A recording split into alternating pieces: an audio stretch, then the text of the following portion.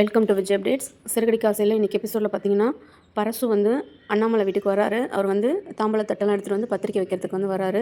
பொண்ணு கல்யாணத்துக்கு எல்லாரும் வரணும் அப்படிங்கிறாரு. முத்து வந்து நீங்கள் கவலைப்படாதீங்க, ட்ராவல்ஸு உங்கள் சொந்தக்காரவங்களை அழைக்கிற வேலையெல்லாம் நான் பார்த்துக்கிறேன் அப்படின்றாரு. மீனா வந்து ஸ்டேஜ் டெக்கரேஷன் எல்லாமே நான் பார்த்துக்கிறேன் அப்படின்றாங்க. இப்போ வந்து முத்து சொல்கிறாரு, பொண்ணோட மேக்கப்லாம் வந்து பியூட்டி பார்லர் அம்மா இருக்காங்க, அவங்க பார்த்துக்குவாங்க அப்படின்றாங்க.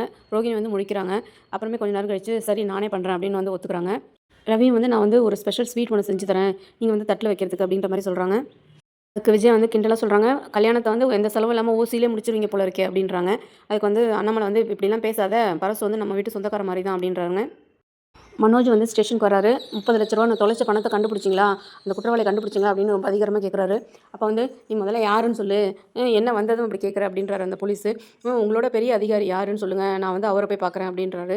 இதுக்கு மேலே கமிஷனர் பார்க்கணும், அசிஸ்டன்ட் கமிஷனர் பார்க்கணுன்ற மாதிரி சொல்கிறாரு. இல்லை இன்னும் உயர் அதிகாரி யாருன்னு கேட்குறாரு. அப்போ நேராக போய் ஜனாதிபதியை பாரு அப்படின்றாரு. அதோட வந்து அவர் வந்து போயிடுறாரு. அப்புறம் அந்த ஸ்டேஷன் எஸ்ஐ வந்து அருணை கூப்பிட்டு வார்ன் பண்ணுறாரு. நம்ம தான் வந்து ஹெல்மெட் போடாமல் வரவங்க ஃபோன் பேசிட்டு வரவங்கள பிடிப்போம், ஆனால் அந்த வேலையை நீனே பண்ணியிருக்கிறேன். உன்னை பாரு ஒருத்தன் வந்து ஃபோட்டோ எடுத்து வீடியோ வந்து ரிலீஸ் பண்ணியிருக்கான் அப்படின்ற மாதிரி சொல்கிறாரு. அதுக்கு அருண் வந்து அது செஞ்சது யாருன்னு எனக்கு தெரியும் சார், சட்டையை பிடிச்சாலும் அவன் தான் செஞ்சுருக்கான், நான் வேணா கமிஷனரை பார்த்து பேசவான்றாரு.